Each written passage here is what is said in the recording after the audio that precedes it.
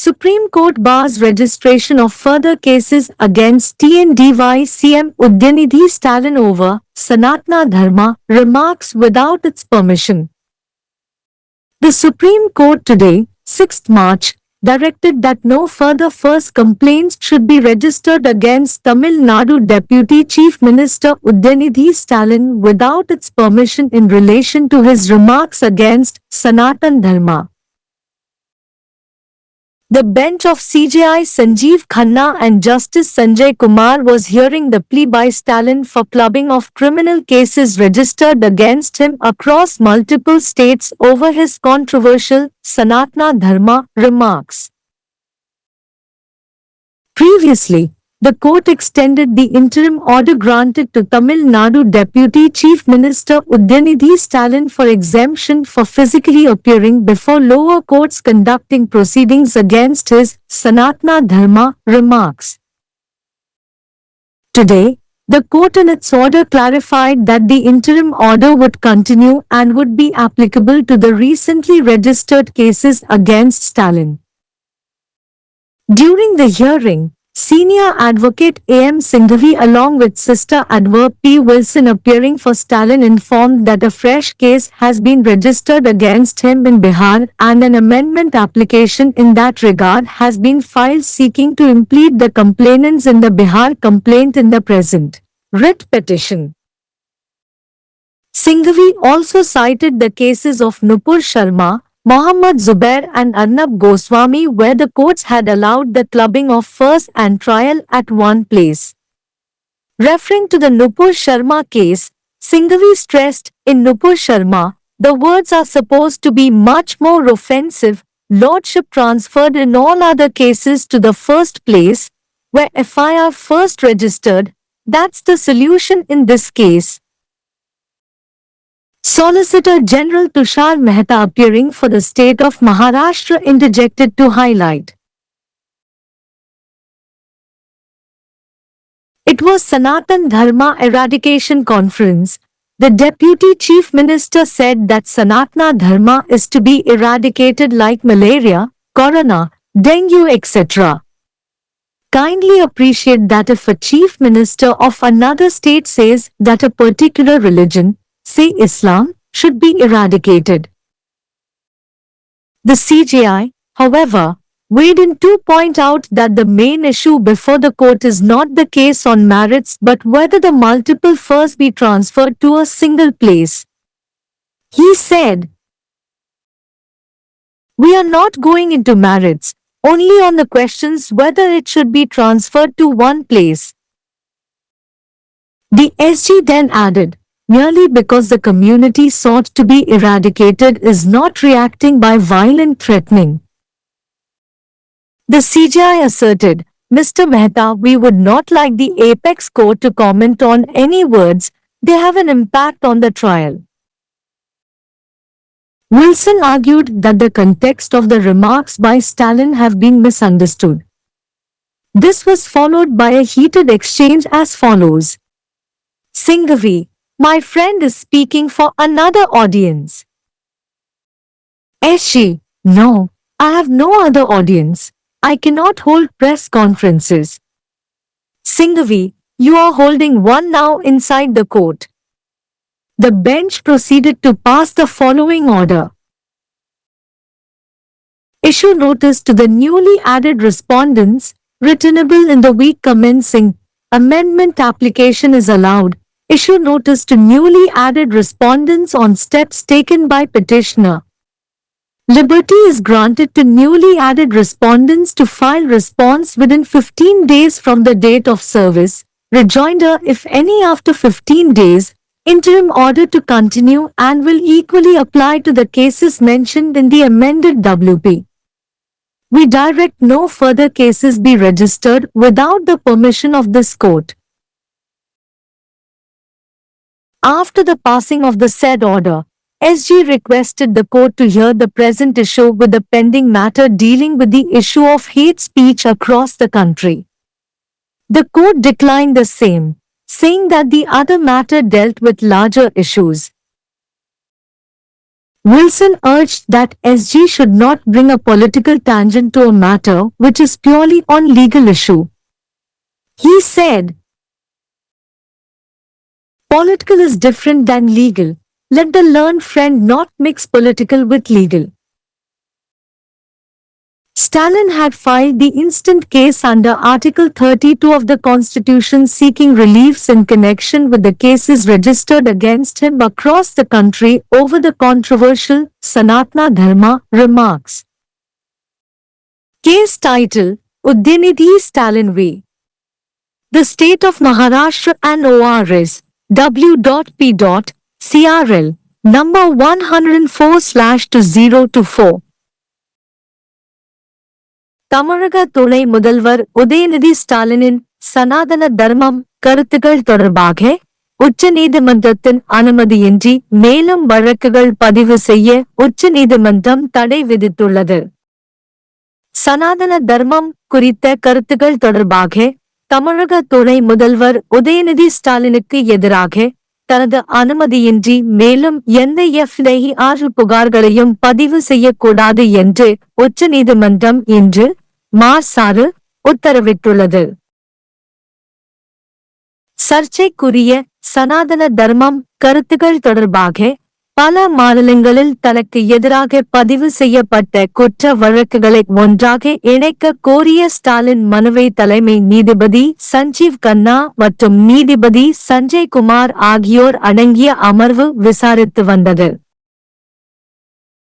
முன்னதாக தமிழக துணை முதல்வர் உதயநிதி ஸ்டாலினின் சனாதன தர்மம் கருத்துகளுக்கு எதிராக வழக்குகளை நடத்தும் கீழ் நீதிமன்றங்களில் நேரில் ஆஜராவதற்கான விலக்கு அளிக்க வழங்கப்பட்ட இடைக்கால உத்தரவை நீதிமன்றம் நீட்டித்துள்ளது.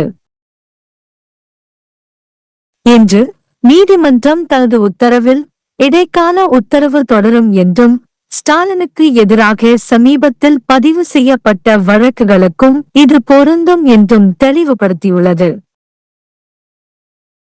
விசாரணையின் போது ஸ்டாலின் தரப்பில் ஆஜரான மூத்த வழக்கறிஞர் யேஷூர்யம்னு சிங்வி மற்றும் சீனியர் வழக்கறிஞர் பி. வில்சன் ஆகியோர் பீகாரில் தனக்கு எதிராக ஒரு புதிய வழக்கு பதிவு செய்யப்பட்டுள்ளதாகவும் பீகார் புகாரில் உள்ள புகார்தாரர்களை தற்போதைய ரிட் மனுவில் சேர்க்க கோரி திருத்த விண்ணப்பம் தாக்கல் செய்யப்பட்டுள்ளதாகவும் தெரிவித்தனர். நுபுர் சர்மா, முகமது ஜுபேர் மற்றும் அர்னாப் கோஸ்வாமி ஆகியோரின் வழக்குகளையும் சிங்வி மேற்கோள் காட்டினார். அங்கு நீதிமன்றங்கள் FIR மற்றும் விசாரணையை ஒரே இடத்தில் இணைக்க அனுமதித்தன. நுபுர் சர்மா வழக்கை பற்றி குறிப்பிடுகையில் சிங்வி, நுபுர் சர்மாவில் வார்த்தைகள் மிகவும் புண்படுத்தும் வகையில் இருக்க வேண்டும். மற்ற எல்லா வழக்குகளிலும் முதல் இடத்திற்கு FIR முதலில் பதிவு செய்யப்பட்ட இடத்திற்கு மாற்றப்பட்டது. அதுதான் இந்த வழக்கில் தீர்வு என்று வலியுறுத்தினார். மகாராஷ்டிரா மாநிலத்தின் சார்பாக ஆஜரான சொலிசிட்டர் ஜெனரல் துஷார் மேத்தா குறுக்கிட்டு, இது சனாதன தர்ம ஒழிப்பு மாநாடு. சனாதன தர்மம் மலேரியா, கொரோனா, டெங்கு போன்றவற்றைப் போல அழிக்கப்பட வேண்டும் என்று துணை முதல்வர் கூறினார். வேறொரு மாநிலத்தின் முதல்வர் ஒரு குறிப்பிட்ட மதம், உதாரணமாக இஸ்லாம் அழிக்கப்பட வேண்டும் என்று கூறினால் தயவு செய்து நன்றியு. இருப்பினும் நீதிமன்றத்தின் முன் உள்ள முக்கிய பிரச்சினை தகுதிகள் சார்ந்த வழக்கு அல்ல, பலகளை ஒரே இடத்திற்கு மாற்றுவதுதான் என்பதை தலைமை நீதிபதி சுட்டிக்காட்டினார். அவர் கூறினார், நாங்கள் தகுதிகளுக்கு செல்லவில்லை, அது ஒரு இடத்திற்கு மாற்றப்பட வேண்டுமா என்ற கேள்விகளுக்கு மட்டுமே. பின்னர் SG மேலும் கூறினார், சமூகம் அழிக்கப்பட வேண்டும் என்பதற்காக வன்முறை அச்சுறுத்தல் மூலம் எதிர்வினையாற்றுவதில்லையு.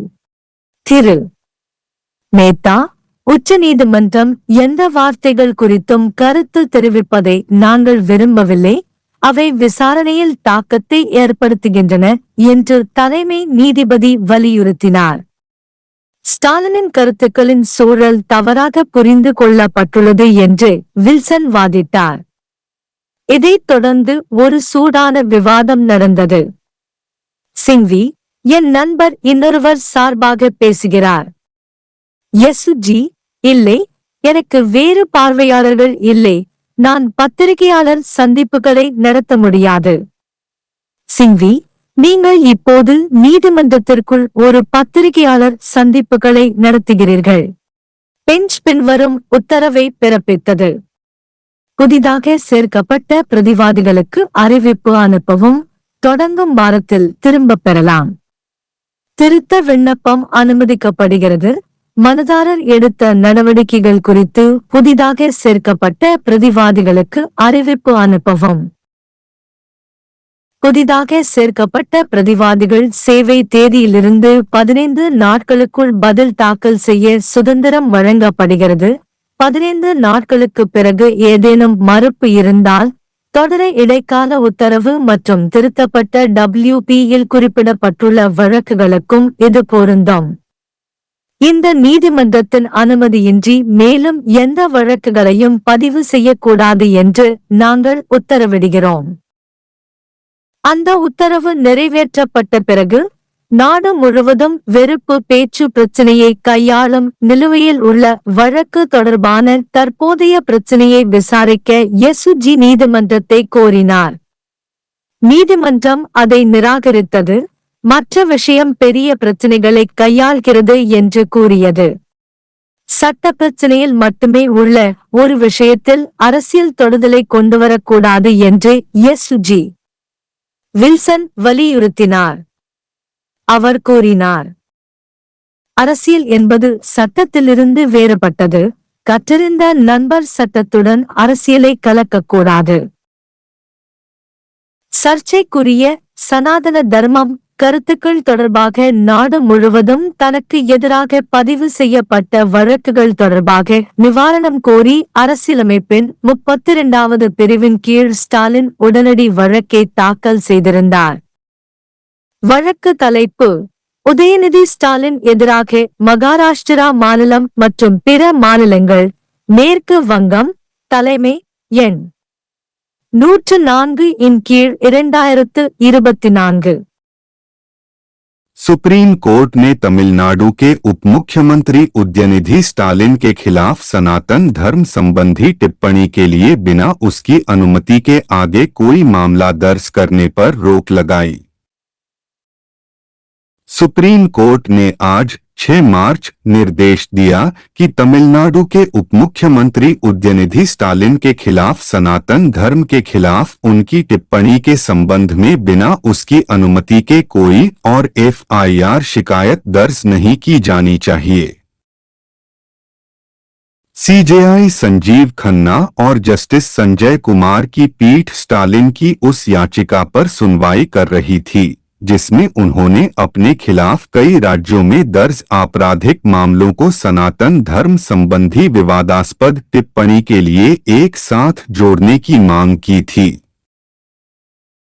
इससे पहले कोर्ट ने तमिलनाडु के उपमुख्यमंत्री उदयनिधि स्टालिन को उनकी सनातन धर्म संबंधी टिप्पणी के खिलाफ कार्यवाही करने वाली निचली अदालतों के समक्ष शारीरिक रूप से पेश होने से छूट के लिए दिए गए अंतरिम आदेश को बढ़ा दिया था। आज कोर्ट ने अपने आदेश में स्पष्ट किया कि अंतरिम आदेश जारी रहेगा और स्टालिन के खिलाफ हाल ही में दर्ज मामलों पर लागू होगा। सुनवाई के दौरान वरिष्ठ अधिवक्ता AM सिंघवी और स्टालिन की ओर से वरिष्ठ अधिवक्ता P विल्सन ने बताया कि बिहार में उनके खिलाफ एक नया मामला दर्ज किया गया है और इस संबंध में एक संशोधन आवेदन दायर किया गया है जिसमें बिहार की शिकायत में शिकायतकर्ताओं को वर्तमान रिट याचिका में पक्षकार बनाने की मांग की गई है। सिंघवी ने नूपुर शर्मा, मोहम्मद जुबैर और अर्नब गोस्वामी के मामलों का भी हवाला दिया जहां न्यायालयों ने FIR और मुकदमे को एक ही स्थान पर जोड़ने की अनुमति दी थी। नूपुर शर्मा मामले का जिक्र करते हुए सिंघवी ने जोर देकर कहा, नूपुर शर्मा में शब्दों को बहुत अधिक आक्रामक माना जाता है, अन्य सभी मामलों में आधिपत्य पहले स्थान पर स्थानांतरित कर दिया जाता है।